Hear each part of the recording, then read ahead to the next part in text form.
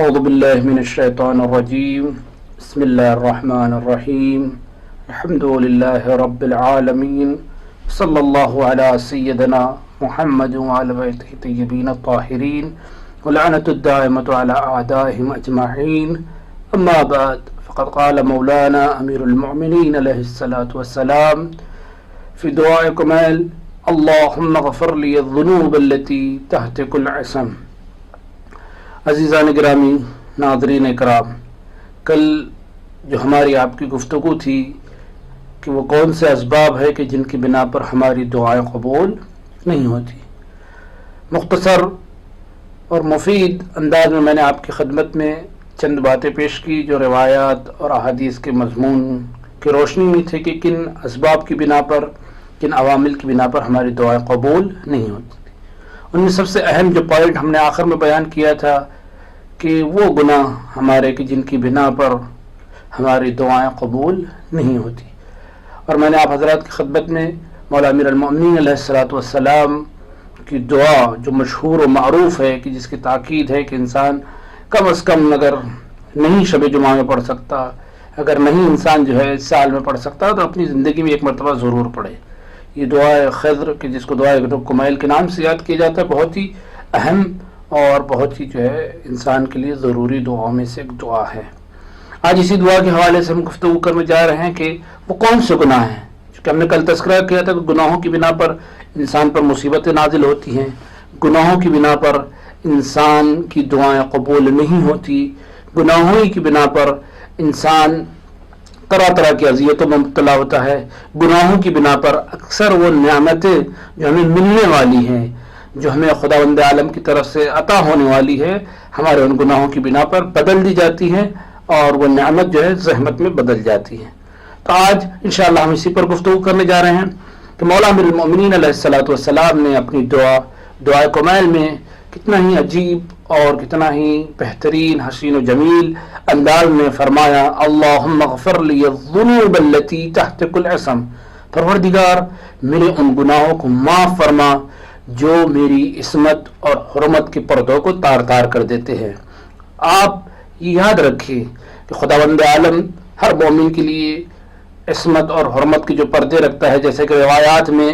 خود مولا امیر المؤمنین نے فرمایا کہ 40 پردے ہیں، اور جیسے جیسے انسان گناہ کرتا جاتا ہے یہ عصمتوں کے پردے چاک ہوتے جاتے ہیں، اور ایک وقت یہ آتا ہے کہ فرشتے آواز دیتے کہ پروردگار اب اس بندے مومن قسمت کے تمام پردے جو ہے چاک چاک ہو چکے ہیں، تار تار ہو چکے ہیں، ختم ہو چکے ہیں۔ تو اس وقت پروردگار کہتا ہے کہ میں اس کی طرف نہیں دیکھنا چاہتا۔ فرشتوں سے کہا جاتا ہے کہ اپنے پروں سے اسے چھپا لیا جائے، یہاں تک کہ پروں سے چھپا لیا جاتا ہے، پھر انسان گناہ کرتا جاتا ہے، یہاں تک کہ فرشتے کہتے ہیں کہ پروردگار اب ہمیں شرم آ رہی ہے اس بندے مومن سے کہ جو بار بار گناہوں کو انجام دے رہا ہے، بار بار مسلسل ان گناہوں کو جو ہے انسان جو ہے بجا لا رہا ہے، ادا کر رہا ہے، یوں کہا جائے کہ بار بار گناہ کر رہا ہے۔ تو اس وقت خداوند عالم کہتا ہے کہ اب جو ہے اپنے پروں کو ہٹا لو۔ اب جب انسان سے فرشتے اپنے پر ہٹا لیتے تو جیسا کہ روایات میں بھی نقل ہے کہ اس وقت انسان سب سے بڑی جس مصیبت میں مبتلا ہوتا ہے وہ یہ کہ انسان دشمن اہل بیت بن جاتا ہے، جیسا کہ مولا امیر المؤمنین نے فرمایا ہے۔ تو آج ہم ان گناہوں کی طرف اشارہ کریں گے کہ جن کی بنا پر انسان کی عصمت اور حرمت کے پردے، جیسا کہ مولا نے اس دعا میں کہا تہتک العصم، وہ کون سے پردے ہیں جو چاک چاک ہو جاتے ہیں، وہ کون سے پردے ہیں جو تار تار ہو جاتے ہیں، وہ کون سے گناہ ہیں کہ جن کی بنا پر ہماری عصمت اور حرمت کا پردہ جو ہے ختم ہو جاتا ہے۔ جناب شیخ صدوق علیہ الرحمہ، آپ جانتے ہیں کہ بہت بزرگ عالم ہیں، بہت مشہور عالم ہیں اور ہمارے عظیم مراجع میں شمار ہوتے ہیں۔ آپ نے اپنی کتاب معانی الاخبار میں ہمارے اور آپ کے چوتھے امام حضرت امام زین العابدین علیہ الصلوۃ والسلام سے یہ روایت نقل کی ہے، اگرچہ اسی طرح سے ایک ملتی جلتی روایت امام صادق علیہ الصلوۃ والسلام سے بھی موجود ہے کہ جہاں آپ نے فرمایا کہ وہ کون سے گناہ ہیں کہ جن کی بنا پر ہماری عصمت اور حرمت کے پردے تار تار ہو جاتے ہیں، چاک ہو جاتے ہیں۔ اب امام زین العابدین علیہ الصلوۃ والسلام نے سب سے پہلے فرمایا، خود امام صادق علیہ الصلوۃ والسلام نے بھی اس بات کی طرف اشارہ کیا، سب سے پہلا وہ گناہ کہ جس کی بنا پر عصمت اور حرمت کے پردے چاک ہوتے ہیں۔ آپ ذہن نشین کر لیں کہ سب سے پہلا گناہ ہے، امام نے فرمایا شرب الخمر اور مسکر، کہ شراب کا پینا یا کسی نشاور چیز کا پینا، شراب یا جیسی نشہ جو بھی ہو، چاہے وہ افیم ہو، چاہے چرس ہو، چاہے وہ گانجا ہو، جو بھی ایسی چیزیں کہ جو نشاور ہوتی ہے، اگر انسان وہ پیتا جاتا ہے، بالخصوص شراب کہ جس کی بہت زیادہ روایات میں تاکید کی گئی ہے، مذمت کی گئی ہے، اور حتیٰ کہ تمام جو ہے خبائث اور تمام برائیوں کی جڑ جو ہے اسی کو قرار دیا گیا ہے۔ بس ایک بات اور میں بیان کرنا چاہتا ہوں، حتیٰ کہ بعض روایت میں اس کو چوری اور زنا سے بھی بدتر قرار دیا گیا۔ جب امام معصوم سے پوچھا گیا ایسا کیوں ہے، کہا اس لیے ہے کہ انسان جب زنا کرتا ہے تو صرف زنا ہی کرتا ہے، لیکن جب انسان شراب پیتا ہے تو اس کے بعد کئی گناہ انجام دیتا ہے، لہذا یہ زنا سے بھی زیادہ بدتر ہے، اس کا اثر بہت زیادہ ہے، لہذا پرہیز کرے۔ پہلا گناہ کہ جس سے عصمت کے پردے چاک چاک ہو جاتے ہیں، تار تار ہو جاتے ہیں۔ دوسرا گناہ کہ جس کی بنا پر انسان کی عصمت اور حرمت کے پردے تار تار ہو جاتے ہیں، آپ ذہن میں رکھیں قرآن نے بھی مذمت کی ہے جوا کھیلنا، قمار، لہو لعب جس کو قرآن نے تعبیر کیا ہے اور جس کے بارے میں بہت زیادہ تاکید کی گئی، خود قرآن مجید میں بھی ہے یسألونک عن الخمر والمیسر قل فیہما اثم کبیر، قرآن نے بھی سخت مذمت کی کہ گناہ کبیرہ میں سے ہے جوا کھیلنا۔ اس کی بہت ساری تفصیلات ہیں، چونکہ ہمارے پاس اتنا وقت نہیں ہے کہ ہم اس کو مزید وضاحت کر سکیں، لیکن یہ وہ گناہ ہے کہ جو انسان کی عصمت اور حرمت کے پردوں کو چاک چاک کر دیتے۔ تیسرا وہ گناہ کہ جو انسان کی عصمت اور حرمت کے پردوں کو چاک چاک کر دیتا ہے، تار تار کر دیتا ہے، وہ ہے کہ انسان بیہودہ اور بے مصرف،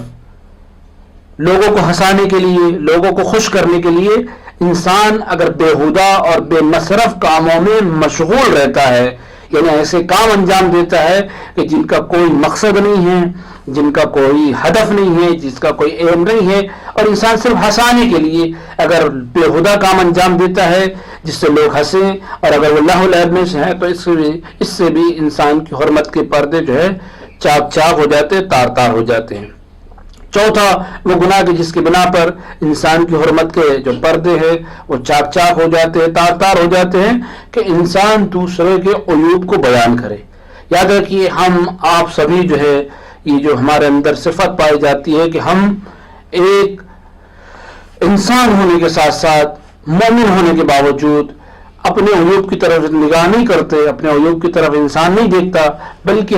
ہم وقت اس بات کی ٹوہ میں رہتے ہیں کہ ہم دوسروں کے عیوب کو تلاش کریں۔ ہمیں اپنا عیب نظر نہیں آتا، لیکن ہم وقت دوسروں کے عیوب اور دوسروں کے گناہ، دوسروں کی کمیاں اس کو ڈھونڈنے میں، اس کو تلاش کرنے میں ہم وقت مصروف رہتے ہیں، جبکہ یہ بہت بڑا گناہ ہے۔ قرآن مجید میں بھی اس کی مذمت ہوئی ہے، احادیث میں بھی اس کی سخت مذمت ہوئی ہے۔ قرآن مجید میں باقاعدہ طور پر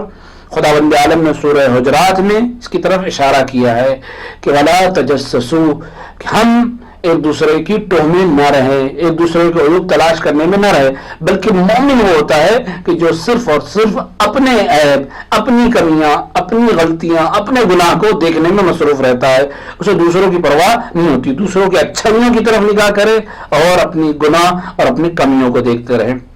پانچواں گناہ کہ جس کی بنا پر انسان کی حرمت اور عصمت کے پردے چاک چاک ہو جاتے ہیں، وہ کیا ہے کہ ایسے افراد، ایسے لوگ، چونکہ ہمارے بہت سارے دوست ہوتے ہیں، فرینڈس ہوتے ہیں، خصوصاً میری نوجوانوں سے، اپنے ہمسن اور کمسن بھائیوں سے یہ گزارش یہ ہے کہ ہمیشہ دوستی کرتے وقت، فرینڈشپ کرتے وقت، آج چونکہ آپ جانتے ہیں کہ سوشل میڈیا کا زمانہ ہے، انٹرنیٹ کا زمانہ ہے، آج فیس بک، واٹس ایپ، انسٹاگرام اور دیگر جتنے بھی آج کے ایجادات ہیں، اس کے ساتھ ساتھ ہم دوستی اور فرینڈشپ کرنا چاہتے ہیں، یوں بھی ہم عام زندگی میں اپنے دوست بناتے ہیں، لیکن اگر کوئی انسان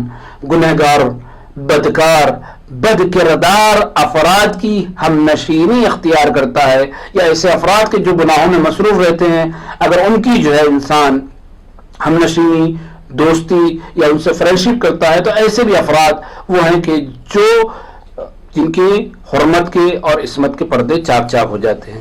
تو یہ وہ اہم گناہ ہے کہ جو امام نے بیان فرمائے، ہمارے اور آپ کے چوتھے امام نے۔ یاد رکھیے کہ کوشش کرے کہ انسان ان گناہوں سے بچے۔ پھر اس کے بعد مولا امیر المومنین نے ہمیں ان گناہوں کی یاد دلائی کہ جن کی بنا پر مصیبتیں اور پریشانیاں نازل ہوتی ہیں۔ اس سے پہلے کہ میں آپ کو ان گناہوں کی لسٹ اور ان گناہوں کو بیان کروں کہ جن کی بنا پر ہمارے پاس مصیبتیں اور تمام کی چیزیں آتی ہیں. ایک بات میں آپ حضرات کی اذہان عالی تک پہنچانے کی کوشش کر رہا ہوں، اذہان عالی تک انشاءاللہ پہنچانے کی کوشش کروں گا، وہ یہ ہے کہ ہم اور آپ یاد رکھیں کہ جب بھی کوئی مصیبت، کوئی پریشانی، کوئی تکلیف ہمارے پاس آتی ہے، خدا نخواستہ ہم قرض کی مشکل سے جوجھ رہے ہیں، خدا نخواستہ ہمارے اولاد نہیں ہیں، خدا نخواستہ ہم بیمار ہیں، خدا نخواستہ اور دیگر جو ہے ہمارے پرابلمس ہیں کہ جو ہماری زندگی میں درپیش آتے ہیں، تو ہم کیا کرتے ہیں کہ ہم بجائے یہ کہ اپنی کمیوں کو تلاش کریں، بجائے یہ کہ ہم یہ دیکھیں کہ ہمارے کوئی ایسا گناہ تو نہیں ہے، ہمارا کوئی ایسا فعل تو نہیں ہے، ہمارا کوئی ایسا کام تو نہیں ہے کہ جس کی بنا پر مصیبت نازل نہیں ہوئی، ہم ادھر ادھر بھاگنے لگتے ہیں. میں پھر آپ حضرات کی تمام مومنین کی خدمت میں، اپنے ناظرین کی خدمت میں یہ بیان کرنا چاہتا ہوں کہ ہم سب سے پہلے یہ دیکھیں کہ جب بھی کوئی مصیبت نازل ہوتی ہے، جب بھی کوئی پریشانی آتی ہے، جب بھی کوئی تکلیف آتی ہے، خواہ کوئی بھی ہو، اس لیے کہ بہت سارے ایسے گناہ ہیں کہ جن کی بنا پر ہماری زندگی میں پریشانیاں، مصیبتیں، بلائیں ہماری طرف آتی ہے. اسی دعا میں مولا امیر المومنین نے دعائے کمیل نے اسی بات کی طرف اشارہ کیا ہے. ہمارے لیے لازم اور ضروری ہے کہ ہم ادھر ادھر نہ بھاگیں. ہم کیا کرتے ہیں، تھوڑی سی پریشانی آتی ہے، خدا نخواستہ بزنس میں اگر ہمارا نقصان ہو رہا ہے، ہم فوراً بجائے یہ کہ یہ دیکھیں کہ ہم نے خمس ادا کیا یا نہیں، ہم نے زکوٰۃ ادا کیا یا نہیں، ہم نے دوسروں کے حقوق ادا کیے یا نہیں، ہم نے یتیم کا حق ادا کیا یا نہیں، ہم بجائے یہ کہ یہ دیکھیں ہم فوراً کسی مولانا کے پاس، کسی عالم کے پاس، کسی عامل کے پاس دوڑتے ہیں، بھاگتے ہیں کہ کوئی اچھا سا تعویذ دے دیجئے، کوئی دعا بتا دیجئے، کوئی عمل بتا دیجئے جس سے یہ میری مصیبت دور ہو جائے. عزیزان گرامی، یاد رکھیں کہ یقیناً دعائیں فائدہ پہنچاتی ہیں، یقیناً قرآن کا اپنا ایک اثر ہے، تعویذ کا ایک اپنا اثر ہے، انشاءاللہ میں تفصیل پھر اس پر گفتگو کروں گا. لیکن ہمیں چاہیے کہ جب بھی کوئی مصیبت ہو، خدا نخواستہ اگر بیمار ہے، میں نے اس سے پہلے بھی آپ حضرات کی خدمت میں حدیث کی روشنی میں بیان کیا کہ ہمارے بعض وہ گناہ ہیں کہ جو ہمیں موت تک،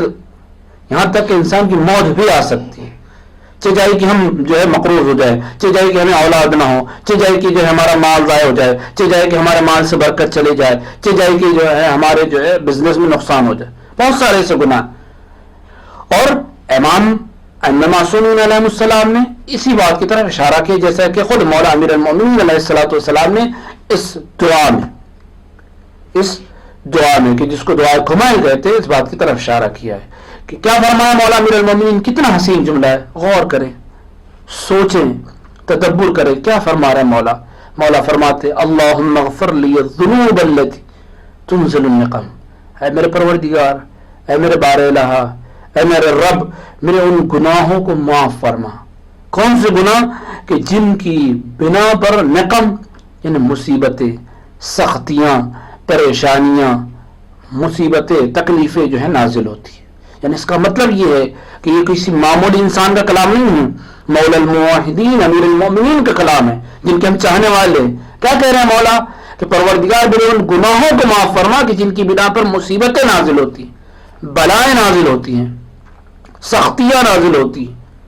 یعنی انسان بہت سی بلائیں، بہت سی مصیبتیں خود اپنے اعمال کا نتیجہ ہے. تو وہ کون سے گناہ ہیں کہ جن کی بنا پر پریشانیاں، مصیبتیں آتی ہیں. یاد رکھیے کہ ہمیں خود یہ دیکھنا ہے کہ ہم نے کون سا ایسا گناہ کیا ہے کہ جس کی بنا پر یہ پریشانیاں آئی ہیں. اگر خدا نخواستہ بزنس میں اگر ہم کو کوئی نقصان پہنچائے، خدا نخواستہ اور کہیں ہمیں کوئی نقصان پہنچائے، چاہے وہ ہمارے جسم میں ہو، چاہے وہ ہمارے مال میں ہو، تو ہمیں غور کرنا کہ کہیں ایسا تو نہیں کہ میرے ان گناہوں کی بنا پر ہے. سب سے پہلا گناہ کہ جس کی بنا پر عذاب نازل ہوتا ہے، بلائیں نازل ہوتی ہیں، سختیاں اور مصیبتیں نازل ہوتی ہیں، کہ جن کو ہمارے اور آپ کے چھٹے امام حضرت امام صادق علیہ السلام نے بیان فرمایا ہے کہ وہ 3 بڑے گناہ کہ جن کی بنا پر، یہ تو چوتھے امام نے تقریباً 8 یا 9 گناہ بیان کیے ہیں، لیکن چھٹے امام نے 3 کیے. وہ کون سے؟ سب سے پہلے فرماتے بغی،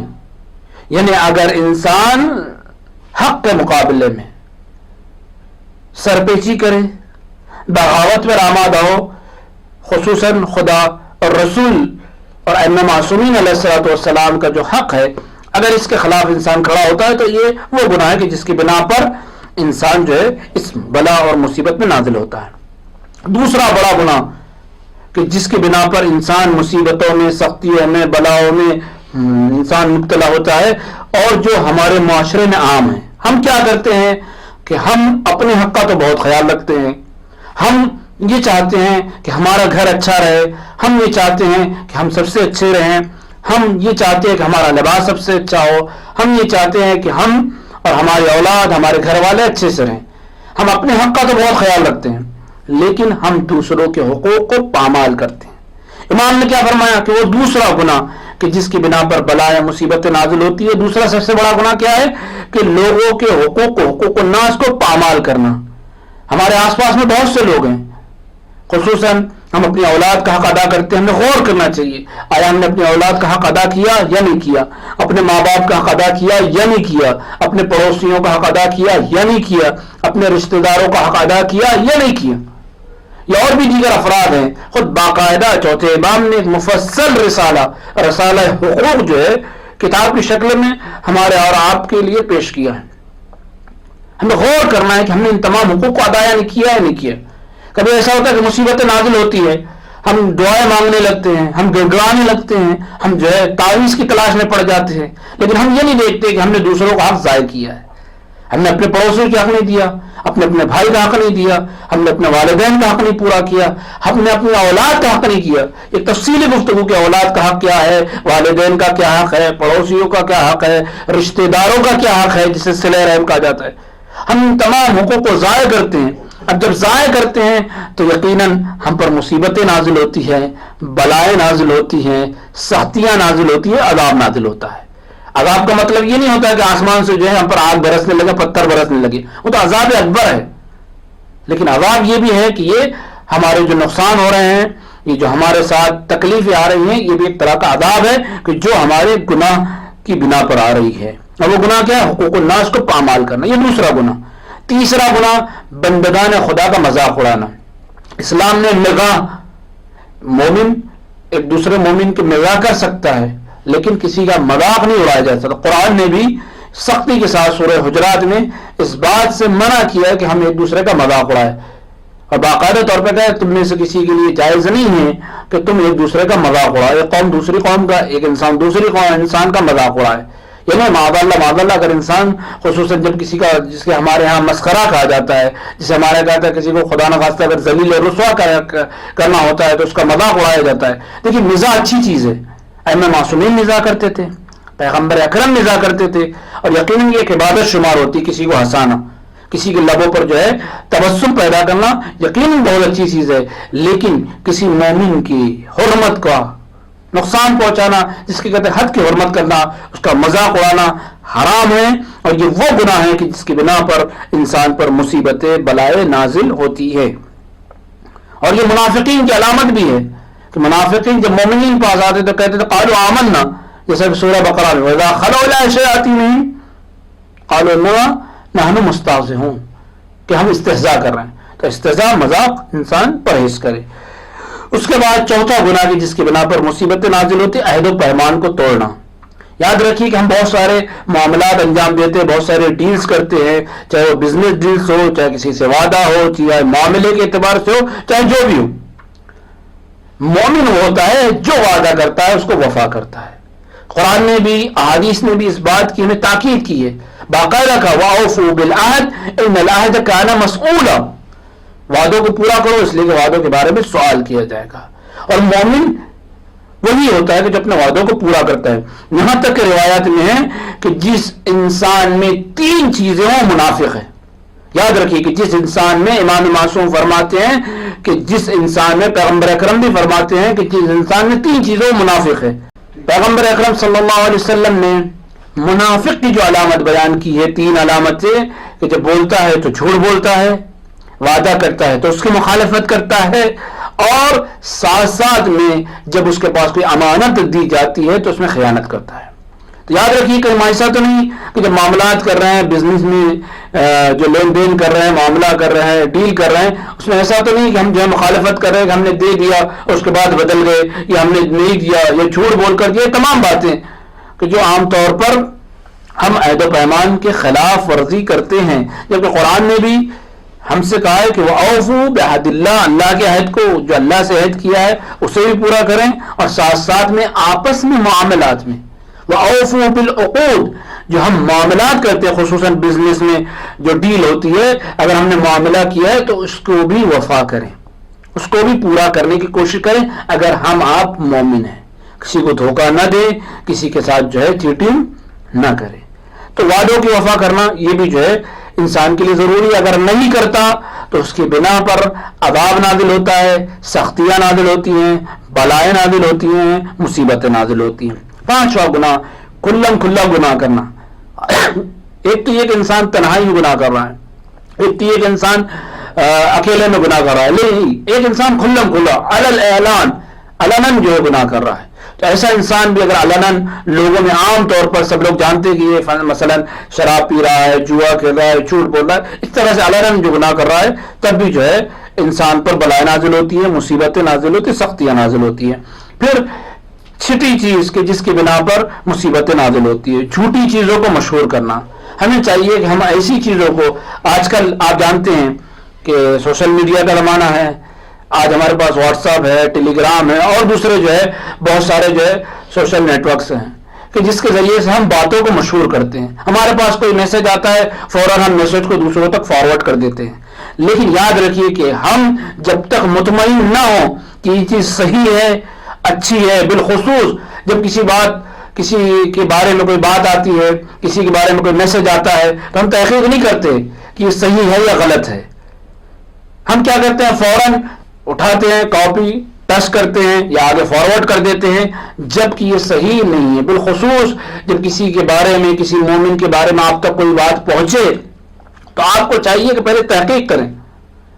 اس لیے کہ خدا ستائر الغیوب، ہمیں بھی چاہیے کہ لوگوں کے عیوب کو ڈھانکے، نہ یہ کہ لوگوں میں مشہور کریں۔ ہم کیا کرتے ہیں کہ فوراً جو ہے ایسے میسیجز کہ جو دوسروں کے ہمارے پاس آتے ہیں، ہم اس کو جو ہے دوسروں تک پہنچاتے ہیں۔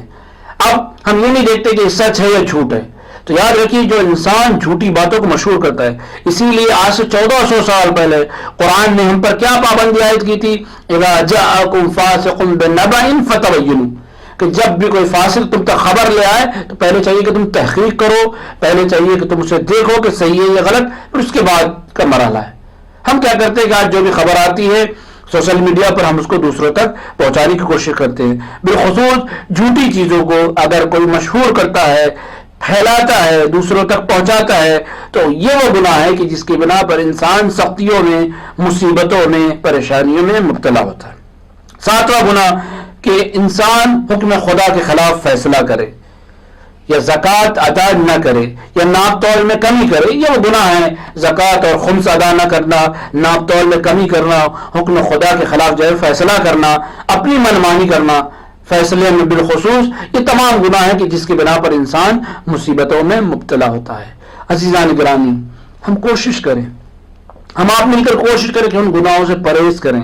کہ جو گناہ ہمیں مصیبتوں میں مبتلا کرتے ہیں، جو گناہ ہمیں جو ہے بلاؤں میں مبتلا کرتے ہیں، وہ گناہ کہ جو ہمیں سختیوں میں مبتلا کرتے ہیں، یہ وہ گناہ ہیں۔ اور خود مولا امیر المومنین نے اس دعا کو میں فوراً تنزل النقم کے بعد ایک اور جملہ کہا ہے کہ اللہم اغفر لی الذنوب التي تنزل البلا۔ ایک تو جو سختیاں نازل کرتے ہیں، عذاب کے باعث ہیں، اور جو بلاؤں کا باعث ہیں۔ یاد رکھیے کہ اگر ہم کسی مظلوم کی مدد نہیں کرتے، اگر ہم امر بالمعروف اور نہی عن المنکر کو ترک کر دیتے ہیں، اگر بالخصوص آج کا زمانہ ماہ مبارک رمضان کا زمانہ، آج آپ جانتے ہیں کہ جو لوگ بیچارے غریب ہے، فقیر ہے، محتاج ہے، مسکین ہے، یتیم ہے،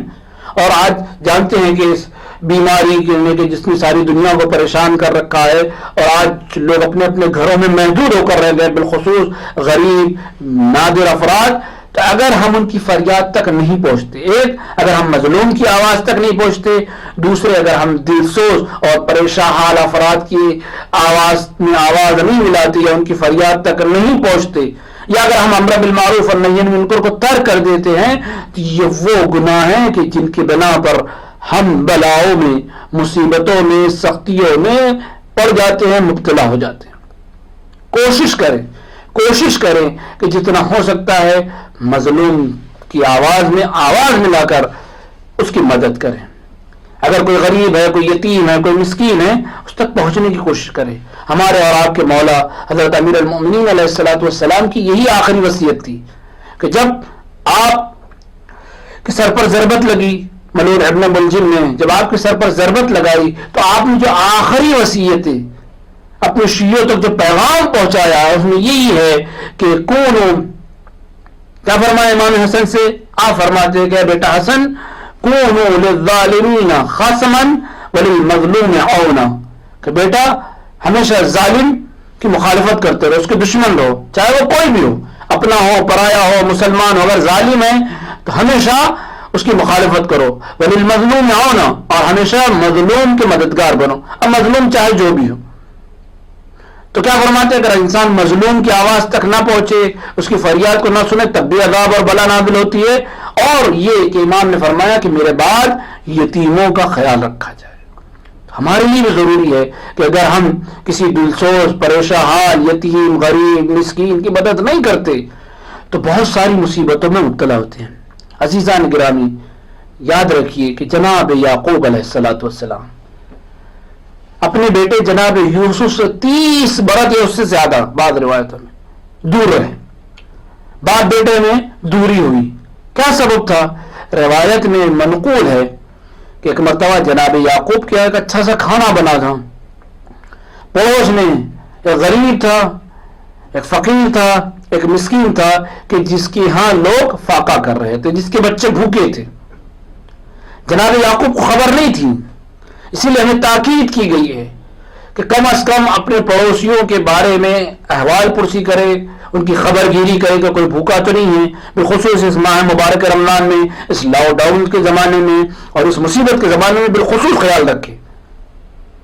کہ اگر ان کے ہاں افطاری نہیں بنی، سحری نہیں بنی. تو کیا ہوا تھا؟ جناب یعقوب کو خبر نہیں تھی. جب ان کے کھانا پک رہا تھا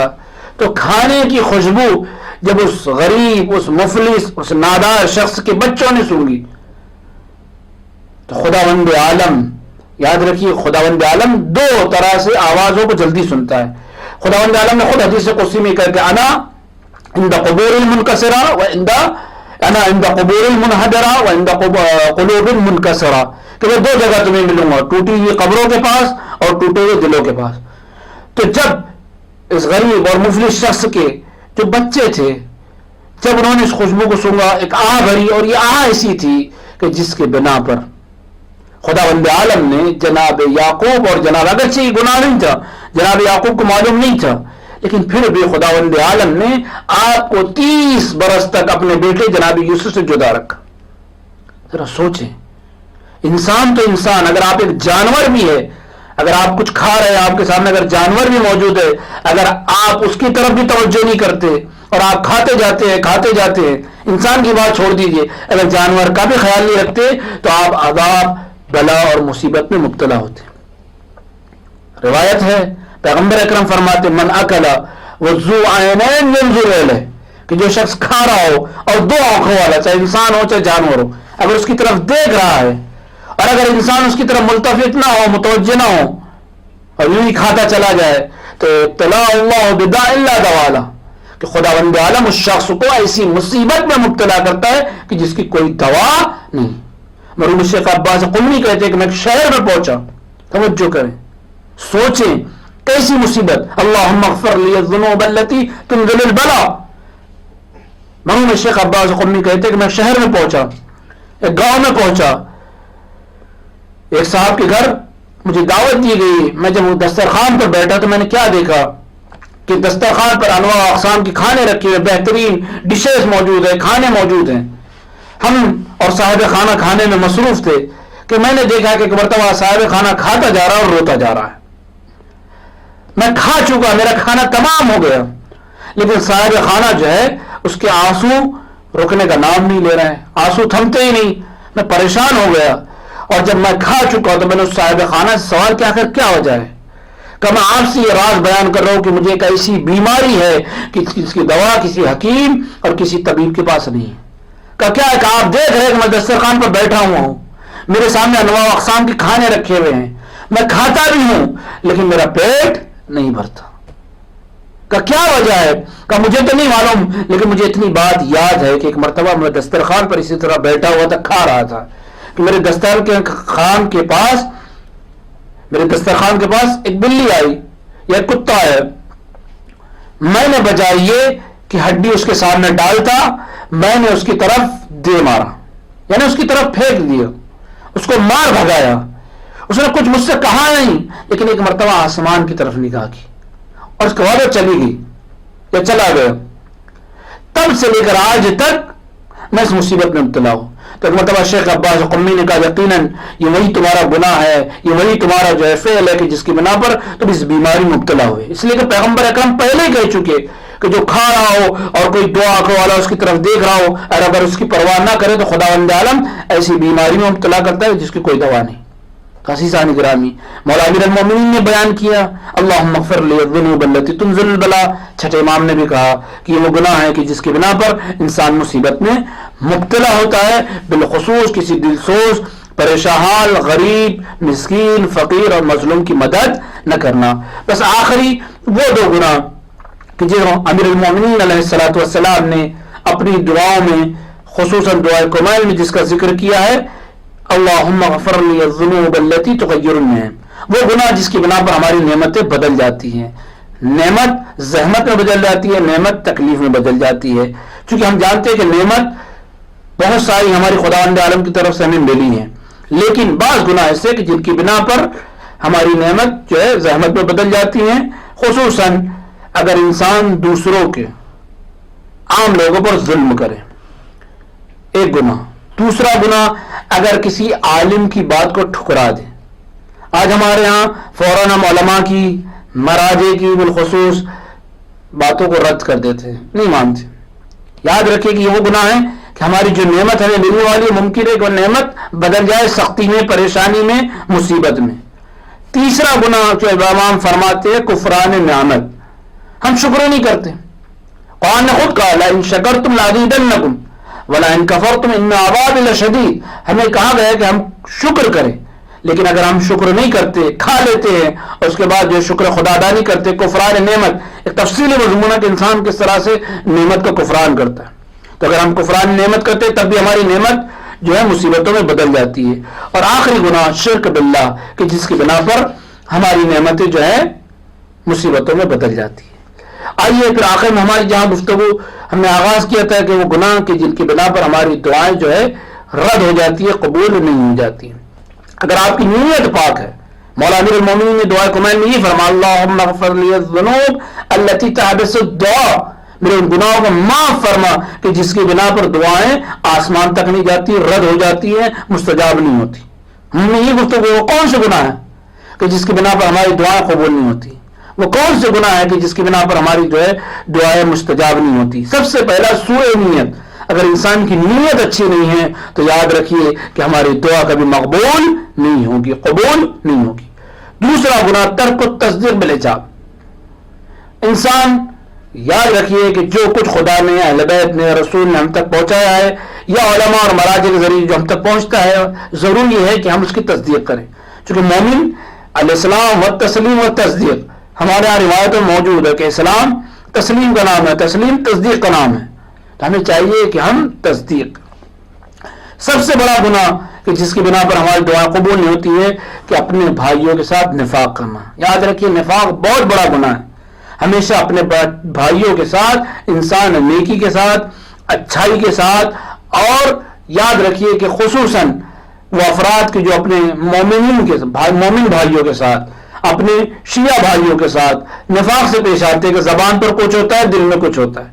یہ مومن کی علامت نہیں، مومن وہ ہوتا ہے کہ جو دل میں ہوتا ہے وہی زبان پر ہوتا ہے۔ لیکن اگر ہم مثلا کوئی آپ کے پاس اگر کوئی ضرورت مند آیا اور آ کر حاجت طلب کی تو ہمارے دل میں ہوتا ہے کہ نہیں دینا ہے، اور لیکن ہم زبان سے کیا کہتے ہیں کہ نہیں آپ کل آ جائیے، پرسوں آ جائیے، ابھی آ جائے، ابھی نہیں ہے، بعد میں دوں گا۔ یعنی انسان یاد رکھیے نفاق اسی کا نام ہے کہ دل میں کچھ ہوتا ہے، زبان پر کچھ ہوتا ہے۔ تو اگر ہم اپنے بھائیوں کے ساتھ خصوصاً مکتب تشیع سے تعلق رکھنے والے مومنین کے ساتھ اگر ہم اس طرح سے پیش آتے ہیں کہ زبان پہ کچھ ہے، زبان پہ شیرینی ہے اور دل میں جو ہے کڑواہٹ ہے، تو یہ صحیح نہیں ہے۔ آخر زمان کی نشانیوں میں پیغمبر اکرم نے یہ بات بیان فرمائی تھی کہ یہی ہوگا کہ لوگوں کے دل احلی من الاصل، کہ شہد سے زیادہ شیریں ہوں گی، زبانیں جو ہیں شہد سے زیادہ شیریں ہوں گی، لیکن دل جو ہے حنظل سے زیادہ، ایک پھل جو سب سے کڑوا ہوتا ہے جس کو حنظل کہا جاتا ہے، جس کا تذکرہ قرآن میں بھی کیا ہے، اس سے بھی زیادہ کڑوے ہوں گے۔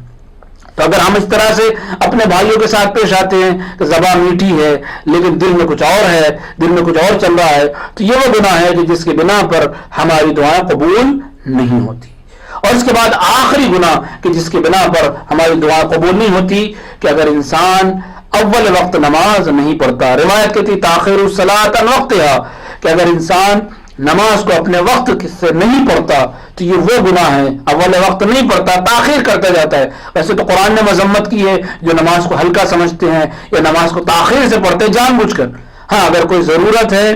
اگر کوئی واجب کام ہے، ہمارے علماء نے بیان کیا گیا ہے کہ ہم جو ہے وہ مقامات کی جہاں نماز کو جو ہے تاخیر کے ساتھ پڑھ سکتے ہیں، وہ چند مقامات ہمارے علماء نے اپنی کتابوں میں درج کیے، لیکن مجبوری کے علاوہ، اضطراری کیفیت کے علاوہ جان بوجھ کر اگر انسان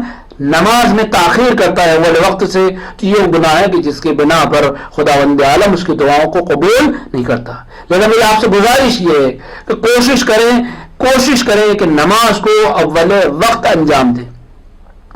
چاہے جتنا بھی ضروری کام ہو۔ اگر بہت زیادہ ایسا نہیں ہے کہ جو ضروری ہے تو نماز کو کم از کم اول وقت میں انجام دینے کی کوشش کریں۔ بہت سے لوگ کہتے ہیں پڑھ لیں گے، نماز کے لیے بہت وقت ہے، ابھی اتنا سارا وقت بچا۔ یاد رکھیے کہ کبھی نماز سے نہ یہ کہیں کہ ہمیں کام ہے، بلکہ کام سے کہیں کہ ہمارے لیے اول نماز ہے۔ کوشش کریں کہ نماز کو اول وقت انجام دے تاکہ ہماری دعائیں قبول ہو، ورنہ ایسا ہے کہ یہ وہ گناہ ہے کہ جس کی بنا پر ہماری جو دعائیں ہیں، ہم دعائیں چاہے جتنا کرے، رمضان میں کرے، مصلی پر بیٹھ کر کرے، باوضو ہو کر کرے، بعد نماز کرے، لیکن ضروری نہیں ہے کہ قبول ہوں، اس لیے کہ یہ وہ گناہ تھے کہ جن کی بنا پر ہماری دعائیں رد ہو جاتی ہے۔ عزیزان گرامی، میں پھر آپ سے یہ درخواست کرتا ہوں، آپ سے گزارش کرتا ہوں، اپنے تمام بھائیوں سے، اپنے تمام مومنین سے، کہ کوشش کریں کہ جتنا ہو سکتا ہے ہم گناہوں سے بچنے کی کوشش کریں، کیونکہ یہ گناہ ہی وہی مصیبت ہے کہ جس کی بنا پر ہماری دعائیں رد ہو جاتی ہیں۔ یہ گناہ ہی وہ ہے کہ جس کی بنا پر ہم مصیبتوں میں، بلاؤں میں، سختیوں میں مبتلا ہو جاتے ہیں۔ بجائے یہ کہ ہم ان کی طرف متوجہ ہوں، ادھر ادھر بھاگتے ہیں۔ اور انشاءاللہ میں آپ کی خدمت میں بیان کروں گا کہ اگر تھوڑا سا نقصان ہو جاتا ہے تو ہم کہتے ہیں کسی نے جادو کر دیا ہے، کسی نے آسیب کر دیا ہے، کسی نے کچھ کر دیا ہے، اور ہم دعاؤں کی بجائے، اس کے جو ہے حل کی تلاش کی بجائے ہم ادھر ادھر عاملین، باباؤں، پنڈتوں کے چکر میں پڑ جاتے ہیں۔ لہذا کوشش کریں کہ سب سے پہلے ہم رائے حل خود اپنے اندر تلاش کریں کہ کہیں ایسا تو نہیں ہے کہ دعا قبول نہیں ہو رہی تو ہمارا اپنا گناہ ہے، کہ ایسا تو نہیں ہے کہ جو مصیبت آئی ہے ہمارے اپنے گناہوں کی بنا پر آئی ہے، کہ ایسا تو نہیں ہے کہ جس بلا میں ہم مبتلا ہوئے ہیں یہ ہمارے گناہوں، ہمارے کردار، ہمارے کیریکٹر کی بنا پر ہے۔ خداوند عالم کی بارگاہ میں دعا ہے کہ پروردگار بحق محمد وآل محمد ہمیں گناہ سے بچنے کی توفیق عطا کرے۔ پروردگار تجھے واسطہ اس ماہ مبارک رمضان کا کہ ہماری تمام دعاؤں کو جو ہے مستجاب فرما، جو گناہ ہم سے سرزد ہوئے ہیں، خواہ گناہ کبیرہ ہو صغیرہ ہو، پروردگار ان سب کو درگزر فرما، معاف فرما۔ صلی اللہ علی محمد وعلی بیتہ الطیبین الطاہرین۔ ربنا تقبل منا انک انت السمیع العلیم۔ ان اللہ وملائکتہ یصلون علی النبی یا ایھا الذین آمنوا صلوا علیہ وسلموا تسلیما۔